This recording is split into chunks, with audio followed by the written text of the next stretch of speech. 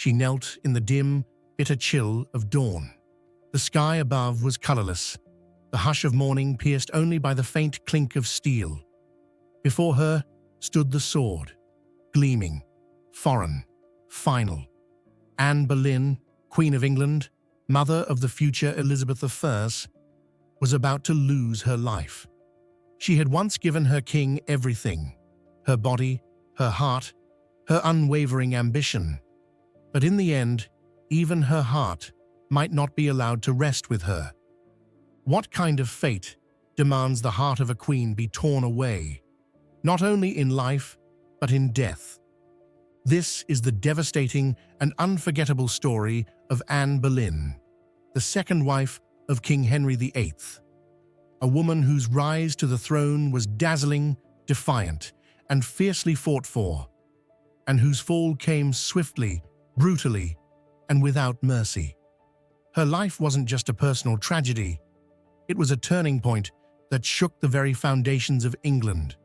The Reformation, the fall of Rome's authority in Britain, the birth of one of history's greatest monarchs, all trace back to Anne, yet her legacy was carved not only from power, but from betrayal, blood, and the terrible price of a king's broken heart. Henry VIII was a man obsessed with control, with legacy, and above all, with producing a male heir.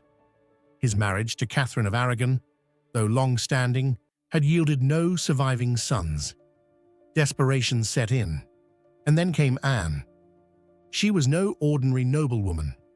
Born around 1501 to Thomas Boleyn and Elizabeth Howard, Anne came from ambitious stock, courtiers with a taste for proximity to power. But unlike many women of her station, Anne was exceptionally well educated. She spent her formative years in the glittering, refined courts of Burgundy and France, absorbing the languages, manners, music, and politics of Europe. When she returned to England, she was nothing short of magnetic, sharp, stylish, fluent in French, and utterly different from the demure women of the Tudor court.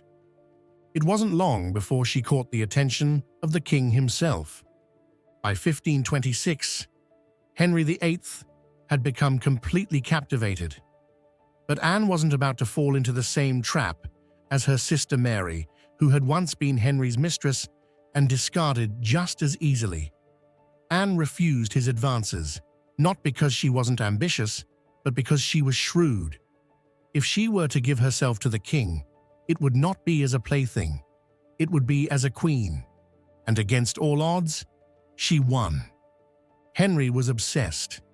He began writing her passionate letters, something he rarely did. In them, he poured out his desire, sealing his words with hearts drawn around her initials. For 7 long years, Anne held her ground, demanding marriage. And in that time, Henry made a decision that would change history forever. He broke with the Catholic Church, defied the Pope, and created the Church of England, all so he could marry Anne Boleyn. It was an act that ignited the English Reformation and severed the kingdom from centuries of Roman authority. In January 1533, Henry and Anne were secretly wed. She was already pregnant, and time was short. That summer, she was crowned Queen of England in an extravagant, breathtaking ceremony. It was the moment Anne had fought for, a queen in her own right, ruling beside a man who had torn a country apart for her. Then, in September, the child was born. But to Henry's bitter disappointment, it was not the son he had hoped for. It was a girl, Elizabeth. The very same child who would one day become one of England's greatest rulers was, in her father's eyes, a failure at birth. Anne reassured the king. A son would come. But every moment that passed without an heir tightened the grip of uncertainty around her. And soon, the whispers began. Anne was unlike Catherine. She was not universally beloved. She had strong opinions, a sharp tongue, and a fierce belief in religious reform. She gained enemies among Henry's conservative advisors and the noble families who still saw Catherine as the true queen. Many called Anne a witch, a seductress, a homewrecker who had turned the king against God and tradition. Her supporters dwindled. Her position, once unassailable, began to erode. The final blow came not all at once, but slowly, one missed step at a time. By late 1535, Anne had suffered another miscarriage, and Henry, now growing older and increasingly desperate for a son, began to lose faith. His attention shifted to another woman, Jane Seymour. She was gentle, modest, and most importantly, fertile in his imagination. Jane was everything Anne was not, and Anne saw it, but she could not stop what was coming. In the background, another betrayal was brewing. Thomas Cromwell, Henry's trusted advisor and the architect of Anne's rise, had turned against her. Once allies, they now found themselves on opposite sides of court politics. Cromwell sensed the king's mood shifting, and he moved quickly, coldly, and quietly. He orchestrated a conspiracy so elaborate and ruthless, it remains one of the most chilling political takedowns in royal history. He placed spies in Anne's inner circle, watched her every move, and twisted her flirtations and courtly behavior into charges of adultery and treason. The names of her supposed lovers, including her own brother, George Boleyn, were gathered, and the accusations mounted with horrifying speed. The net closed in. Anne, once so untouchable, was completely unaware of what was coming. In May 1536, she was arrested and taken to the Tower of London. There, she awaited her fate, alone, abandoned, and accused of crimes she almost certainly never committed. Her trial was a spectacle. The outcome had been decided before it began. She was found guilty and sentenced to death. And on May 19, 1536, Anne Boleyn was led to the scaffold. She had requested a French executioner, known for his precision, and Henry had obliged, perhaps out of guilt, or perhaps for a cleaner end. As she knelt before the sword, she spoke calmly, asking God to have mercy on her soul and praising the king who had condemned her. And then with one clean stroke, it was over.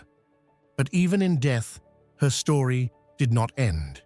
Legends claim that her heart was removed from her body, and to this day, no one knows where it lies. Her daughter Elizabeth would one day become queen, ushering in a golden age. But Anne, bold, brilliant, and betrayed, remains one of history's most haunting figures, a queen who dared to change the world and paid for it with her life. January of 1536 marked a dark and irreversible turn in the story of Anne Boleyn, Queen of England. After years of hope, struggle, and political warfare, Anne was once again pregnant. But this time, there was real anticipation in the air. This child, all believed, could finally be the long-awaited male heir that would solidify her place beside Henry VIII. But that fragile dream came crashing down in a single, devastating moment. Anne miscarried. Not just any child, but a male fetus, approximately 3.5 months along, a boy, the son that could have saved her. The reaction at court was immediate and ominous. King Henry VIII, once captivated by Anne's wit and beauty, was now furious and devastated. The promise she had once held, that she could give him a son, had, in his eyes, been broken. And for Henry, there was no greater betrayal. Almost instantly, rumors flooded the royal court like smoke after a fire. Some whispered that Anne's miscarriage was the result of a terrible shock, the very real trauma of seeing Henry injured in a jousting accident only days before. The king had fallen hard during a tournament, was reportedly unconscious for hours, and some even feared him dead.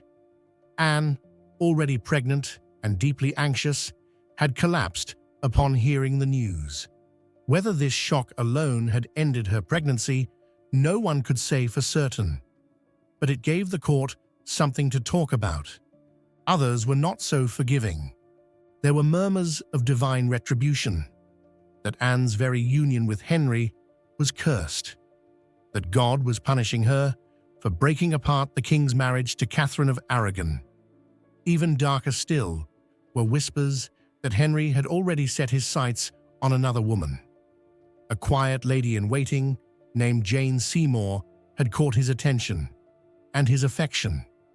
He began presenting her with lavish gifts, favoring her with gentle glances and long conversations, even as Anne mourned the child she had just lost. It became increasingly clear Anne Boleyn's reign was beginning to crumble. The power she had wielded so fiercely was slipping away. Former allies began to distance themselves, sensing the change in the wind.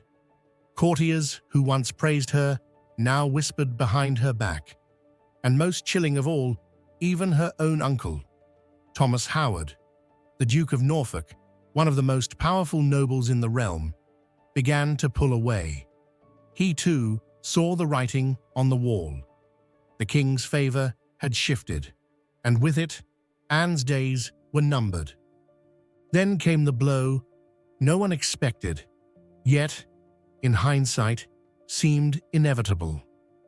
On May 1st, 1536, the king and queen appeared together in public, attending a grand May Day joust.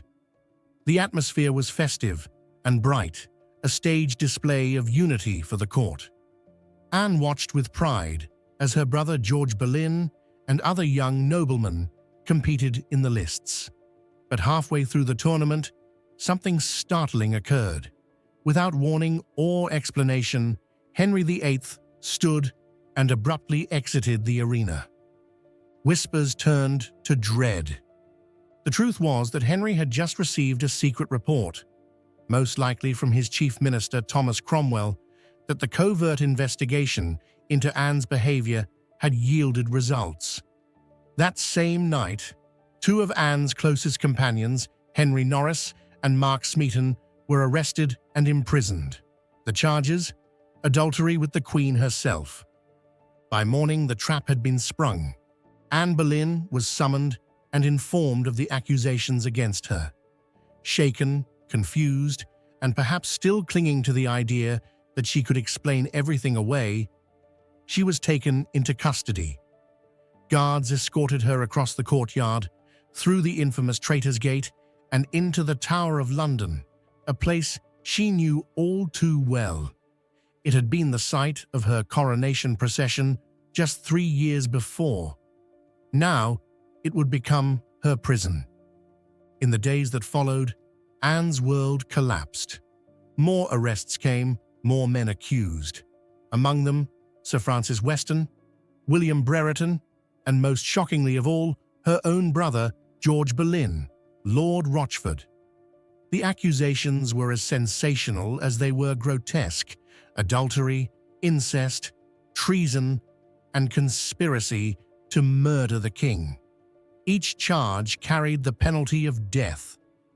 The Queen, once adored and exalted, was now being painted as a depraved seductress, a corrupting influence, and a traitor to the crown. It was a narrative crafted with precision. Whether the charges were true, fabricated, or exaggerated no longer mattered. The machinery of execution had been set in motion.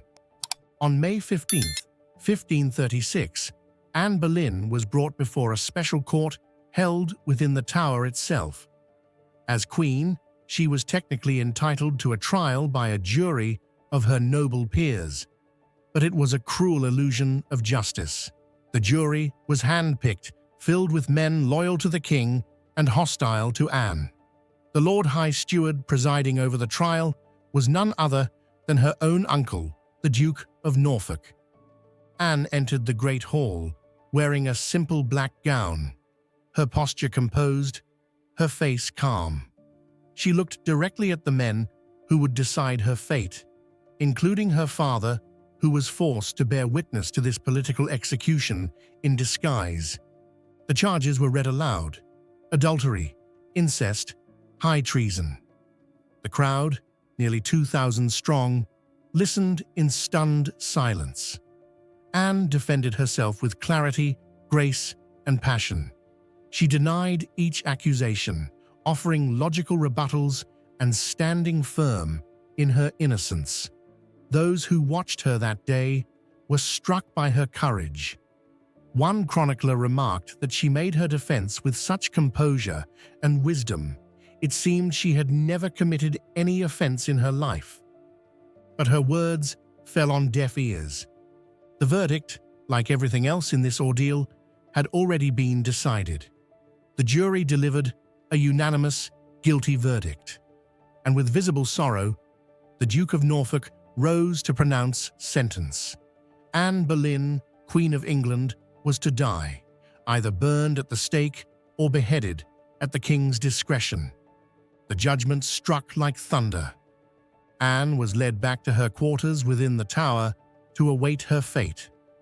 In the end, Henry granted her what he considered mercy. She would not burn. Instead, he summoned an expert swordsman from France, known for swift and precise executions. It was a rare act of clemency, or perhaps convenience, a clean end without spectacle. As dawn broke on May 19th, 1536, Anne Boleyn prepared to die. She dressed with meticulous care. Her gown was of dark grey damask, lined with fur. A crimson kirtle, symbolizing martyrdom, peeked out from beneath. On her head, she wore the English gable hood, which she removed before ascending the scaffold. Her hair was tucked neatly under a linen cap, exposing the slender neck she herself had once joked about. The Tower Green was already crowded. Courtiers, nobles, guards, and servants stood in silence.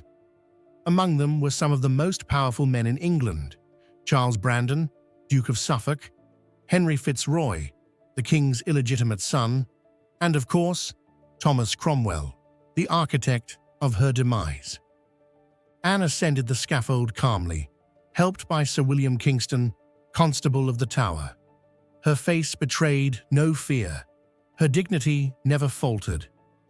Given permission to speak, she turned to the gathered crowd. Her voice was clear and steady as she delivered her final words. "Good Christian people, I am come hither to die. According to the law, and by the law, I am judged to die, and therefore I will speak nothing against it. I pray God save the king and send him long to reign over you, for a gentler nor a more merciful prince was there never." The words stunned even those who despised her. She praised the man who had condemned her, perhaps to protect her daughter Elizabeth, or perhaps to leave this world without bitterness. If it was a performance, it was flawless. If it was sincerity, it was heartbreaking. Anne knelt upright upon the straw-covered platform. There was no chopping block. None was needed for the method of execution. Her ladies-in-waiting stepped forward, trembling, and blindfolded her. She murmured her final prayer: "O Lord, have mercy on me. To Jesus Christ I commend my soul." And then, silence. The French swordsman, imported secretly from Calais, called for his assistant to bring the sword. As Anne instinctively turned her head toward the voice, he stepped forward. In one lightning-fast motion, the blade swept clean through her neck. Her death was instantaneous. A moment of stunned stillness followed. Then, according to some reports, the executioner lifted her severed head and declared, "God save the king." A cannon fired in the distance, signaling to the city of London that the Queen was dead. Anne's ladies gathered her body and head and wrapped them in white cloth. There was no royal ceremony, no music, no words spoken over her grave. An old elm arrow chest, meant to store weapons, was used as a makeshift coffin. That same afternoon, Anne Boleyn was buried hastily in the chapel of St. Peter ad Vincula, inside the Tower of London. Her grave was unmarked, her name unspoken. She lay not among queens, but near the very men who had been accused of sharing her sins. Her story did not end with fanfare. It ended beneath the cold stone floor, in silence. And yet, her legacy lived on. In the daughter she left behind. In the religious upheaval, her marriage sparked. In the indelible scar she left upon the English throne. Anne Boleyn was gone, but history had just begun to remember her. Henry VIII had already moved on. Not even 2 full weeks had passed since the execution of Anne Boleyn, when he took a new wife. Just 11 days after her death, Jane Seymour became queen. To many at court, it was a clear message. The former queen was not only gone, she was to be forgotten. But history had other plans. Though Anne Boleyn's life ended on a scaffold within the Tower of London, her story refused to be buried with her body. In fact, as the years passed, it only grew more haunting, more mysterious. Among the many legends that followed her downfall, one stood out, a tale steeped in sorrow, secrecy, and the lingering touch of the supernatural. It was a question that unsettled even the most skeptical minds. What became of the Queen's heart? Whispers began almost immediately. Some claimed that Henry VIII, for all his brutality, could not completely let her go. According to one chilling rumor, he had ordered Anne's heart to be removed from her corpse and preserved, kept not as a medical specimen, but as a morbid keepsake, a token of a love that had once burned brightly, only to be consumed by suspicion and rage. It was a love story turned grotesque. Another version of the tale offered a gentler, yet no less haunting image, that in her final moments, Anne herself had requested her heart be taken to a place of peace, a place where she had once known joy and tranquility. That place, according to the story, was a quiet countryside parish known as St. Mary's Church in Irwitton, Suffolk. Tucked near her family's lands, it was a sanctuary from the dangerous courtly games of London. There, among the rolling green hills and the silence of stone walls, Anne had spent some of the happiest days of her youth. It all sounds like Gothic fiction, a heart excised from the body and secretly interred in a rural chapel. But sometimes fiction has a way of wrapping itself around the bones of truth. By the mid-1500s, the ancient medieval tradition of burying the heart separately from the body had largely died out. Yet the tale endured, passed from villager to villager, generation to generation. In Irwitton, a strange local belief persisted for centuries that Anne Boleyn's heart lay buried within their parish church. And then, almost 300 years later, something remarkable happened. In 1837, during routine renovations at St. Mary's Church, workmen stumbled upon a small cavity in the church wall. Inside it, hidden behind layers of stone and time, they discovered a casket, small, heart-shaped, and made of lead. When it was opened, they found within it what remained of a human heart, reduced to little more than dust. There was no inscription, no royal seal, no parchment bearing a name.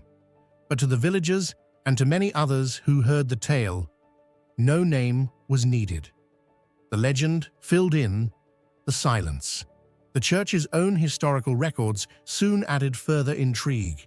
It was noted that Anne's uncle, Sir Philip Parker, had resided nearby at Irwerton Hall.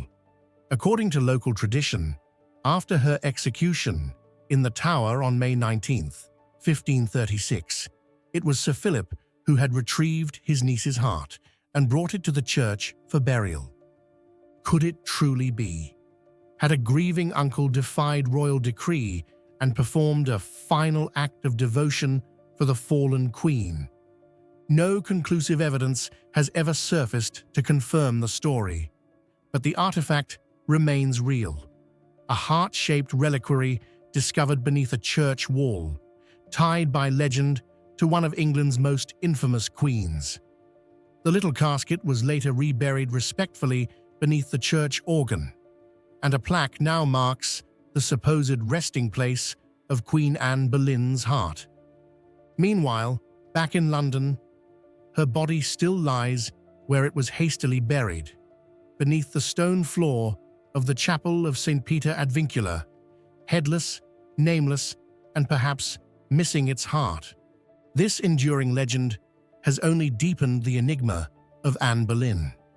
Her story, already steeped in drama, betrayal, and tragedy, now stretches beyond death, casting ghostly shadows over the centuries.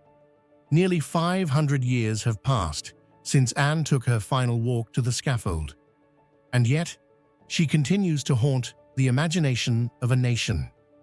Her time as queen was brief, just 3 years, but her impact was seismic. By winning the heart of Henry VIII, Anne became the catalyst for the English Reformation. The king, desperate to wed her, broke with the Catholic Church, setting England on a path of religious upheaval and political transformation that would ripple through generations. Her downfall was just as consequential. In the volatile world of the Tudor court, she had risen higher than most women ever dreamed, and she fell just as fast. Her arrest, trial, and execution were swift and brutal, a terrifying reminder of the fragility of favor and the mortal cost of ambition. Once Henry turned against her, her fate was sealed. Her name was erased from palaces, her emblems were torn from the walls. Her very existence was treated as a mistake to be forgotten, but history is not so easily silenced. In 1558, the daughter Henry, had once dismissed for being a girl, rose to power. Elizabeth I, the child of Anne Boleyn, became one of the most revered monarchs in British history. Her reign ushered in an era of exploration, culture, and stability. The daughter of a disgraced queen became a symbol of strength, ushering in what would be known as the Elizabethan Golden Age. Through Elizabeth, Anne's legacy was vindicated in a way she never lived to witness. Though she had failed to produce the male heir Henry so desperately wanted, she had given England something far more enduring: a new dynasty, a new direction, and a queen whose brilliance lit up the world. Today, historians still debate who Anne Boleyn truly was. Was she a manipulative seductress, a reform-minded visionary, a tragic pawn in a cruel king's game? Over the centuries, she has been called a witch, a martyr, a schemer, a saint. Perhaps the truth lies somewhere in between. Perhaps it always does. But one thing is beyond debate. Anne Boleyn's story continues to resonate. It is a tale of power seized and lost, of love corrupted by ambition, of a woman who defied the odds and paid the price. Her rise and fall remains one of the most compelling dramas in royal history. And that little lead casket, buried beneath a church organ in Suffolk, stands as a quiet, eerie symbol of her enduring presence. Whether or not it truly holds her heart, it represents something larger: the desire to remember, the need to reclaim a voice once silenced, the hope that some part of Anne Boleyn, body, spirit, or memory, escaped the cruel finality of the axe.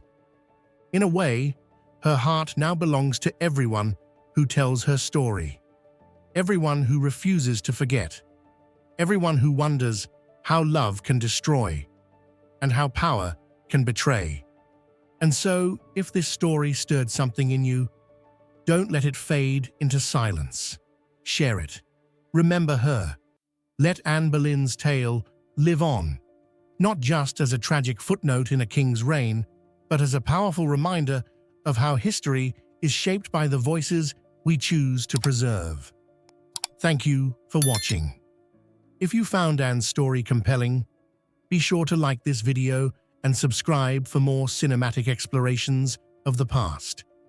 Together, we'll continue to uncover the secrets, the heartbreaks, and the forgotten legends, one extraordinary story at a time.